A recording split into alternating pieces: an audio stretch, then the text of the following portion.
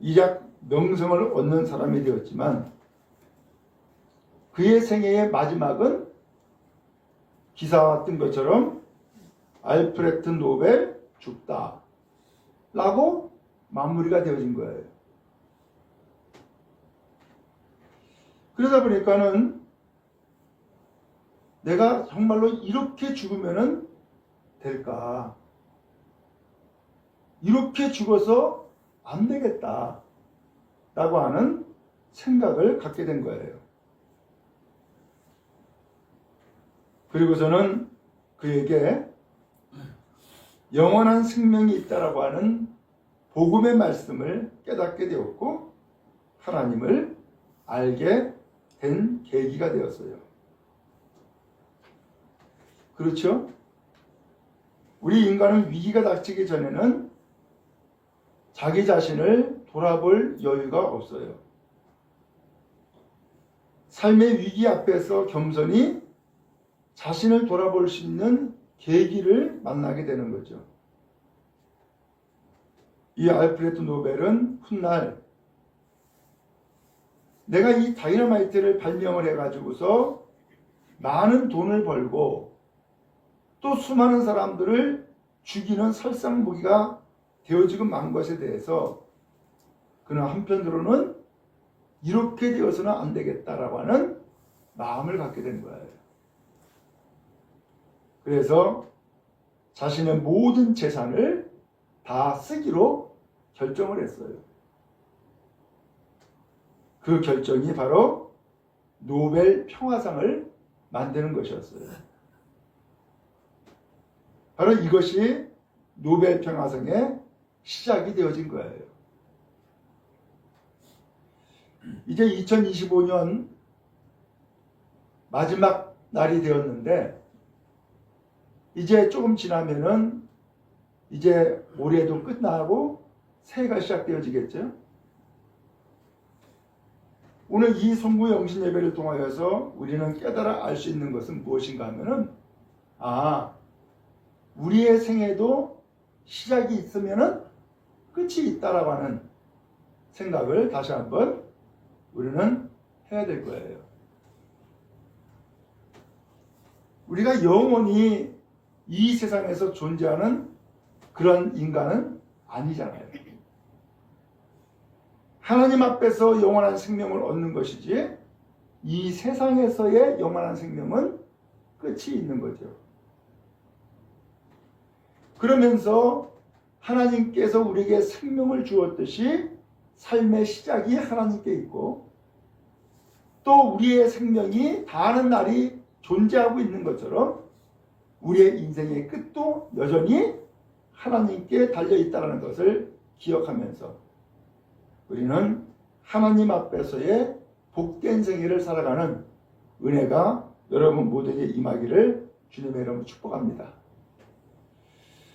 자, 오늘 이 송구 영신 예배를 드리면서 저는 우리 교인들에게 대해서 늘 기대하는 바가 한 가지 있었어요. 늘 기대하는 바는 뭐냐면은 좀 더 잘하기를, 좀 더 성숙하기를 늘 기대하고 바라는 거예요. 갓난아이가 태어나가지고서 아무리 엄마 젖을 먹고 밥을 먹고 해도 잘하지 않으면은 부모에게 고민이 되죠. 그러나 잘 먹고 잘 자라면은 부모에게 또 다른 면으로는 기쁨이 되죠.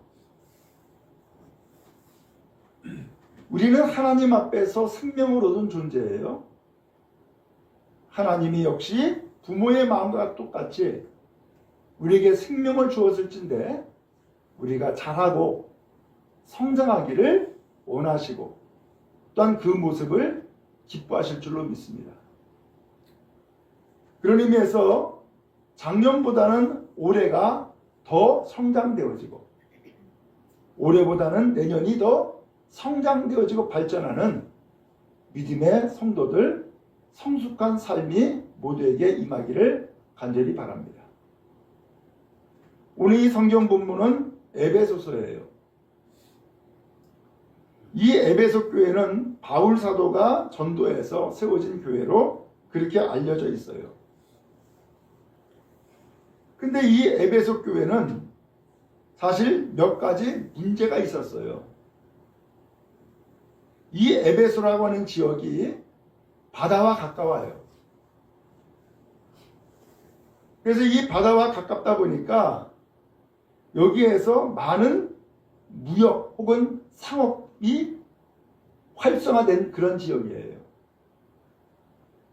또 이 상업도시, 무역도시가 되다 보니까 무역 물품만 왔다 갔다 하는 게 아니죠.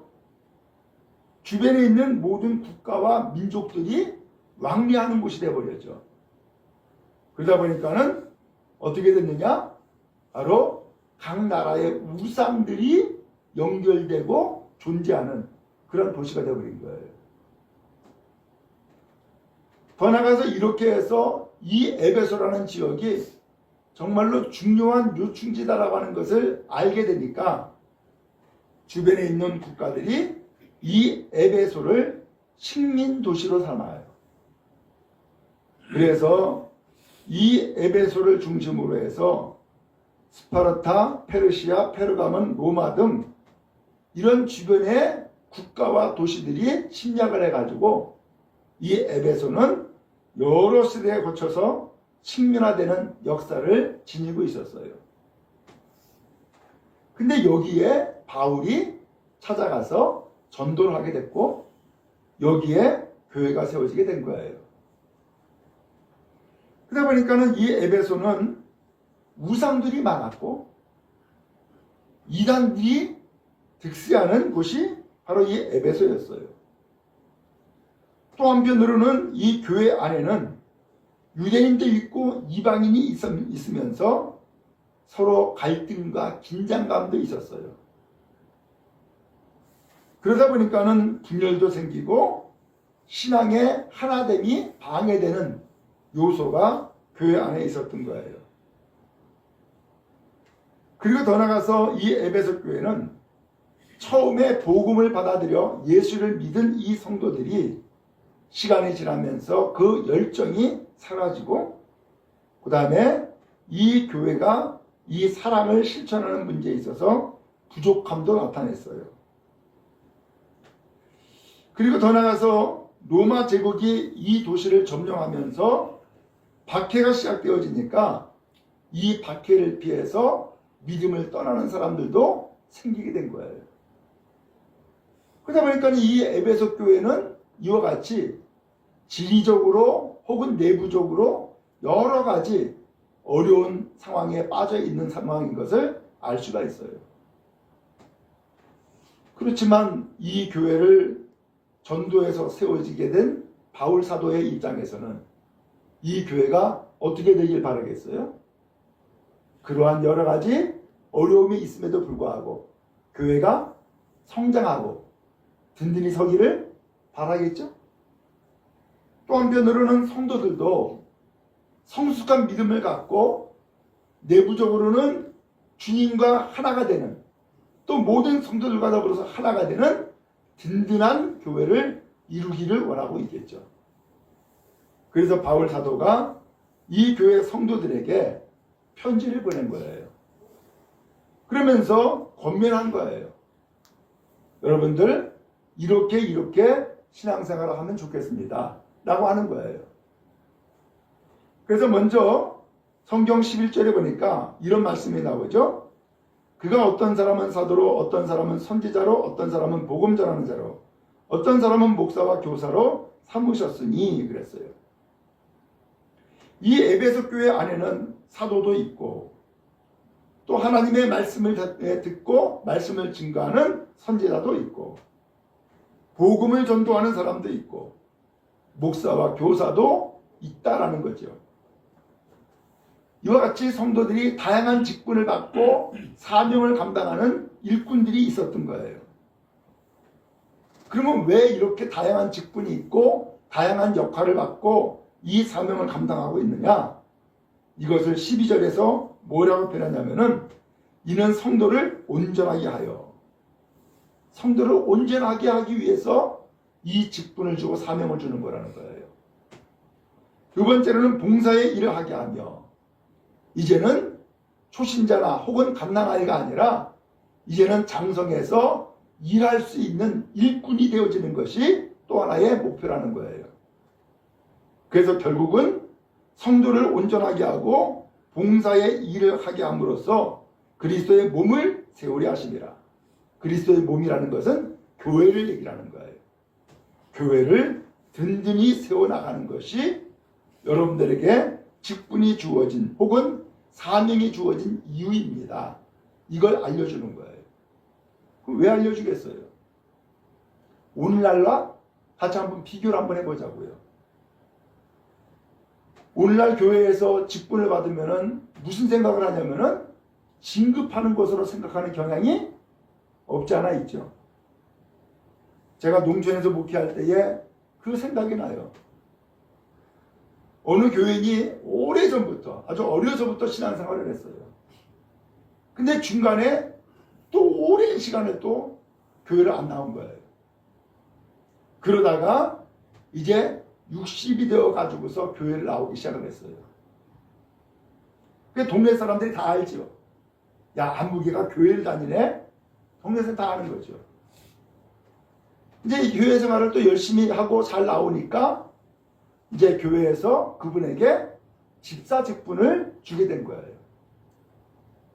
그러니까 동네 사람이, 가까운 친구가 하는 얘기가, 야, 너 집사 됐다면서? 그러면서 승진했네? 라고 하는 거예요. 그러니까 이 세상 사람들은 이 교회에서 뭔가 직분을 받은 것을 진급 혹은 승진하는 것으로 생각을 하는 거예요. 근데 그것이 세상 사람만 그러는 것이 아니라 막상 그 교회를 다니고 직분을 받는 사람도 그렇게 생각하는 경향이 있더란 말이죠. 그러니까 어떻게 돼요? 직분을 받은 사람은 어깨가 으쓱하고, 직분을 받지 못한 사람은 어깨가 늘어지고, 또 직분을 받은 사람은 직분 못 받은 사람한테 마치 내가 좀 상급자인 양 지시하고, 그러면서 명령하고, 이런 관계가 되어버릴 수 있잖아요. 그 뜻이 정확하게는 틀리는 건데 그렇게 생활한단 말이에요. 그러면서 이 교회 안에 알게 모르게 갈등이 생길 수가 있고, 교회의 참다운 뜻을 미처 알지 못하고 교회 생활을 해나가는 경향이 생긴단 말이죠. 그럼 어떻게 돼요? 하나님이 교회를 세우신 참다운 뜻을 사람들이 이것을 이루지 못하고 있는 결과를 가져오잖아요. 그러니까 오늘 바울 사도는 그러한 가운데에 대표적으로 직분에 대해서 얘기를 하는 거예요. 이러한 사도, 선지자, 복음 전하는 자, 목사, 교사, 이렇게 해서 여러 가지 직분과 사명이 주어져 있는데 왜 이러한 직분과 사명을 주느냐? 그 이유는 사명 감당하기에 합당하기 때문이 아니라 먼저 그 직분에 합당하게 온전한 성도의 삶을 살으라고 직분이 주어지는 거라는 거예요. 두 번째로는 이제 일꾼, 곧 일을 하라고 직분이 주어지는 거라는 거예요. 그렇게 해서 온전한 성도가 되어지고 일꾼이 되어짐으로써 결과적으로는 뭘 세운다? 교회를 든든히 세워나가는 것이 주님의 뜻입니다. 라고 하는 것을 바울 사도가 설명을 하는 것이죠. 자, 그러면서 이제 13절에 이런 얘기를 해요. 우리가 다 하나님의 아들을 믿는 것과 아는 일에 하나가 되어 온전한 사람을 이루어 그리스도의 장성한 분량에 충만한 때까지 이르리니. 거기에 보니까 온전한 사람을 이루어 라는 단어가 또 나와요. 그래서 이 말씀을 가지고 우리가 함께 나누고자 하는 것은 이제 지금까지도 주님의 성도로서의 삶을 살게 하고 2025년도를 복되게 지내게 하신 하나님, 이제 2026년도에는 한 단계 더 성장하는, 그래서 온전한 성도의 길을 함께 갑시다 라고 하는 것이 오늘 말씀을 드리고자 하는 첫 번째인 거예요. 온전한 성도는 뭐가 온전한 거라요? 아는 것과 믿는 것이 하나가 되는 것이 온전한 거라는 거예요. 아는 것만이 아니고 그 아는 것을 믿는 것이 결합되어져 그때에 비로소 하나가 될 때에 온전한 사람을 이루는 거라는 거죠. 오늘 우리가 교회를 다니면은 알게 되죠. 아, 교회 생활은 이렇게 하는 거구나. 혹은 예배는 이렇게 드리는 거구나. 혹은 직분은 이렇게 감당해 나가는구나. 또 성경 공부를 하니까는 이 교리가 이렇게 되는 거구나. 다 알죠. 다 배우게 되니까. 근데 아는 것으로 끝나면은 온전한 것이 아니라는 거예요. 그 아는 것을 무엇과 연결하라고요? 믿음으로. 바로 이 믿음으로 아는 것과 결합이 되어서 믿음이 곧 지식이 되고 지식이 곧 믿음이 되어서 하나가 될 때에 그것을 실천하면서 온전히 하나가 될 때에 온전한 사람을 이루는 것입니다. 라고 말씀하고 있는 거예요. 말하기는 오늘 우리는 교회에서 신앙생활하면서 나도 다 알아요 라고 생각할 수 있어요. 나도 다 경험했어요 라고 생각할 수 있어요.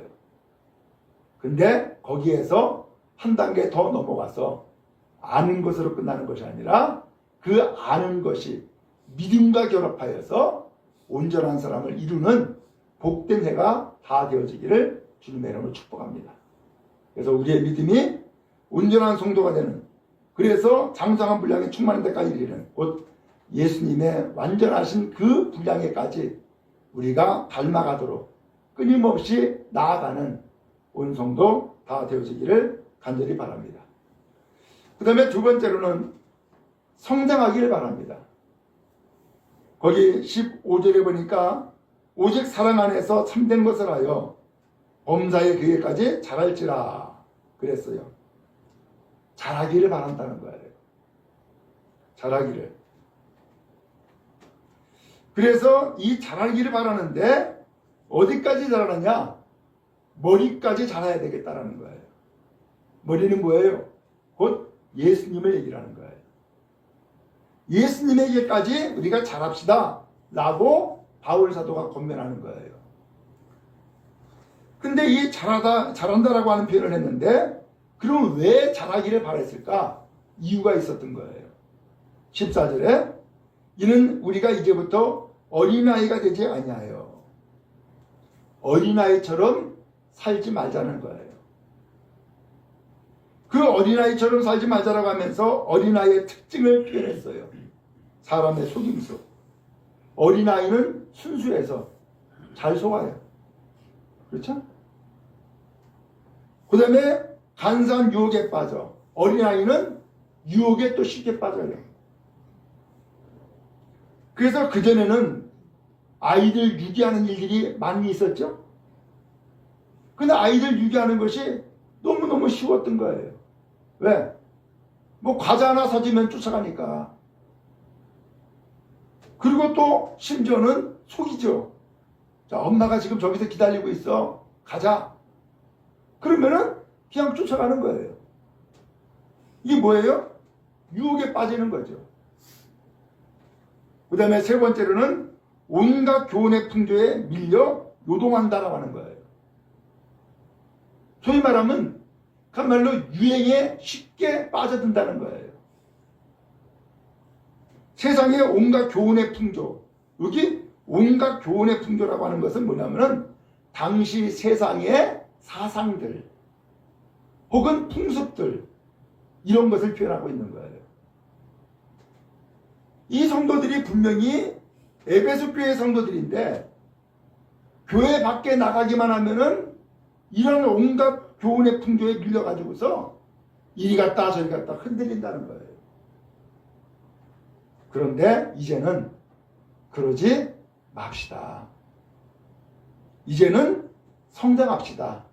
라고 이야기를 하는 거예요. 혹시 여러분, 내가 이렇게 속은 적이 있어. 혹은 나는 이렇게 유혹에 빠진 적이 있어.